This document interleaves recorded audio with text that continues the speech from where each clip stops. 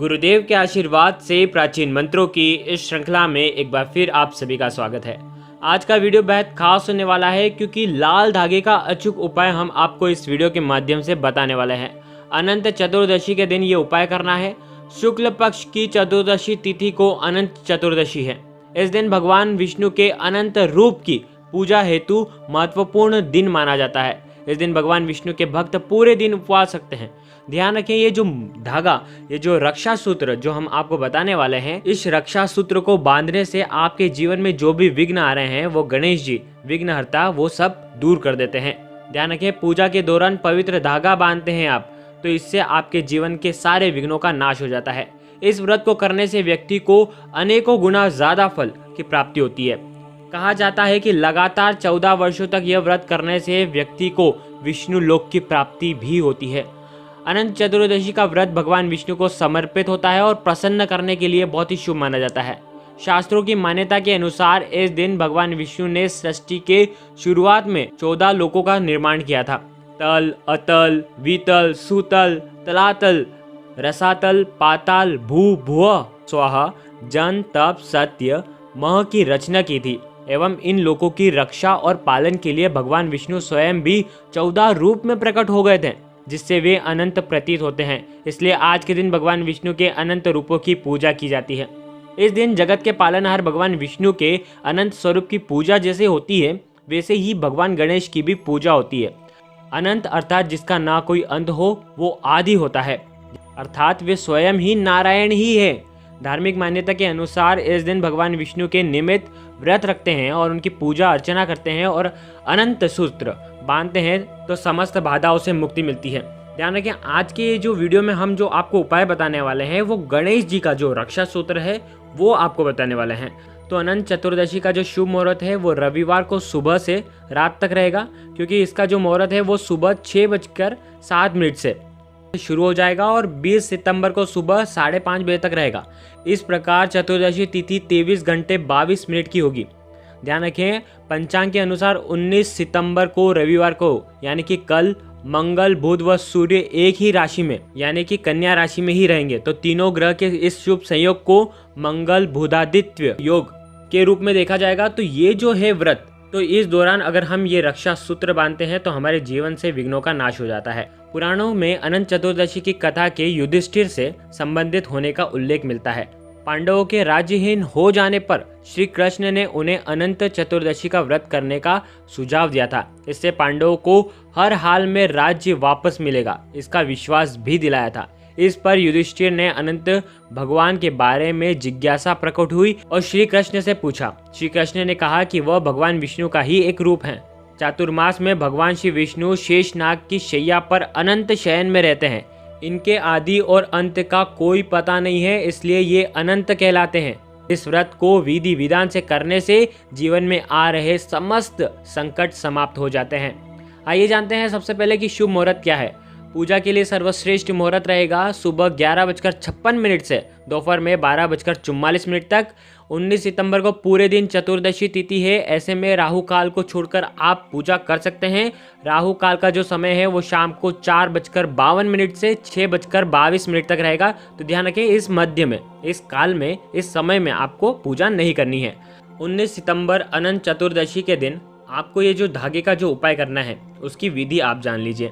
गणेश उत्सव के आखिरी दिन यानी कि अनंत चतुर्दशी के दिन विघ्नहर्ता श्री गणेश जी का प्रतीक लाल धागे का ये उपाय है। इसको आपको करना चाहिए। जीवन की आ रही जितनी भी समस्याएं, बाधाएं हैं, उनका समाधान होने लगता है। इस उपाय को पूरे गणेश उत्सव में किसी भी दिन किया जा सकता है, लेकिन अगर ये उपाय आखिरी दिन यानी कि अंतिम दिन किया जाए तो इसका लाभ कई गुना बढ़ जाता है और अंतिम दिन ही इस उपाय को करना चाहिए। इस उपाय को करने से भगवान श्री गणेश की कृपा से व्यक्ति की सोई हुई किस्मत जाग जाती है। धन के नए नए मार्ग बनने लगते हैं, खुलते हैं और जो रुकावटें आ रही हैं वो सब दूर होती हैं और सारे काम बनने लगते हैं। उपाय करने के लिए आपको क्या करना है कि अनंत चतुर्दशी के दिन उपाय करने के लिए आपको क्या करना है, आपको सबसे पहले स्नान करना है और उसके बाद आपको लाल रंग के वस्त्र धारण करना है। अगर लाल रंग के वस्त्र ना हो तो आप कोई भी वस्त्र पहन सकते हैं, लेकिन ध्यान रखें नीले या काले रंग के वस्त्र आपको बिल्कुल भी नहीं पहनना चाहिए। ध्यान रखें ये उपाय दोनों जन कर सकते हैं, जो गणेश जी को बिठाते हैं वो भी कर सकते हैं और जो गणेश जी को नहीं बिठाते हैं वो भी ये उपाय कर सकते हैं। लेकिन ध्यान रखें गणेश जी की मूर्ति या फोटो आपके सामने होनी चाहिए। आपको एक पाट बिछाना है, लाल वस्त्र बिछाना है, गणेश जी को उसके ऊपर आपको विराजमान करना है। ध्यान रखें उसके बाद आपको क्या करना है, एक शुद्ध लाल रंग का कलावा यानी कि मोली का जो धागा है, नाड़ा है, वो आपको लेना है। ध्यान रखें जो आपके हाथ में बन जाए उससे कई गुना अधिक आपको लेना है। ध्यान रखें एक हाथ इतना आपको बड़ा धागा लेना है। उसके बाद आपको क्या करना है, अगर आपके पास गंगा जल है तो आपको गंगा जल से छिड़काव करना है, उसे पवित्र करना है। उसके बाद आपको क्या करना है, गणेश जी के सामने आपको एक घी का दीपक प्रज्वलित करना है और घी के दीपक के नीचे आपको थोड़े से अक्षत रख देना है और घी का दीपक प्रज्वलित करना है। अब आपको कुमकुम से गणेश जी को, गणपति बप्पा को आपको तिलक करना है। ध्यान रखें उनके चरणों में भी आपको इस कुमकुम से स्पर्श करना है। और आज के दिन तो आपको किसी भी चीज़ का, किसी भी मिष्ठान का भोग जरूर लगाना चाहिए, हो सके तो मोदक का आपको भोग लगाना चाहिए। इसके बाद आपको क्या करना है, गणेश जी को जो सिंदूर आपने चरणों में लगाया है उसमें से थोड़ा सा सिंदूर आपको निकालना है और आपने जो लाल धागा रख रखा है उस पर आपको ये सिंदूर लगाना है। ध्यान रखें उसके बाद ये जो लाल धागा है ये भगवान श्री के चरणों में आपको रख देना है। ध्यान रखें गणेश जी के चरणों को ये जो धागा है इसका स्पर्श होना चाहिए। इसके बाद गणेश जी के जो भी मंत्र आते हैं, चालीसा आते हैं, आपको वो पढ़ना चाहिए। और उसके बाद ओम श्री गणेशाय नमः इस मंत्र का भी आप जाप कर सकते हैं, श्री गणेशाय नमः का भी जाप कर सकते हैं। आपको क्या करना है, मंत्रों का जाप करना है, कम से कम 108 बार आपको जाप करना है। उसके बाद वो जो धागा है उसे आपको उठाना है। आपने जो दिए के नीचे जो चावल रखे हैं उसमें से थोड़े से चावल आपको उठाने हैं और आपके जो रक्षा सूत्र है उसके ऊपर आपको थोड़े से छिड़क देने हैं। और ध्यान रखें आपको उसको बीच में से काट लेना है।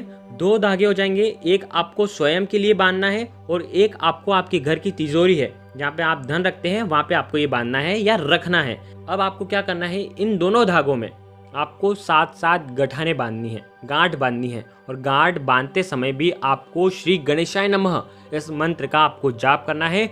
और उसके बाद जो दीप है, जो दीप आपने प्रज्वलित करा है उसके ऊपर से आपको 7 बार घुमाना है, श्री गणेशाय नमः, श्री गणेशाय नमः, श्री गणेशाय नमः इस मंत्र का जाप करना है। और आपके हाथ में, सीधे हाथ में आपको ये बंधवाना है। ध्यान रखिएगा उसके बाद जिस व्यक्ति ने इस धागे को धारण किया है, धागे को बांधा है, उसी व्यक्ति को जा करके अपनी तिजोरी में आपको ये बांधना है और ओम श्री गणेशाय नमः का मंत्र का आपको जाप करना है। 7 बार आपको जाप करना है। ध्यान रखें 7 गांठ बांधते समय भी आपको श्री गणेशाय नमः का जाप करना है। और आप आपके हाथ में भी अगर बंधवा रहे हैं तो श्री गणेशाय नमः का जाप करना है। और आप तिजोरी में भी बांध रहे हैं तो आपको श्री गणेशाय नमः का जाप करना है। ध्यान रखें 2 धागे भी बना सकते हैं या घर के जितने भी सदस्य हैं उनके नाम के भी आप धागे बनवा सकते हैं। और थोड़े से जो चावल हैं वो आप आपके घर में जो तिजोरी है उसके अंदर आपको डालना है।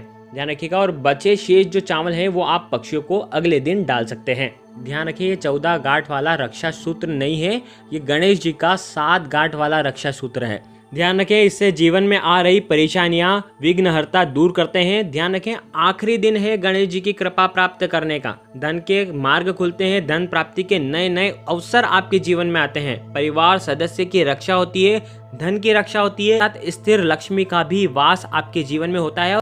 बहुत ही आसान और बहुत ही असरकारक और बहुत ही चमत्कारिक ये उपाय है। विघ्नहर्ता जीवन से आपके सारे विघ्नों को हरने में सक्षम है। गुरुदेव के आशीर्वाद से प्राचीन मंत्र, यंत्र और उपाय आपको प्रभावना के रूप में दिए जा रहे हैं। आपके अपने इस चैनल को लाइक करें, शेयर करें, सब्सक्राइब करें और बेल आइकन को जरूर प्रेस करें। जय श्री गणेश, जय गुरुदेव, प्रणाम।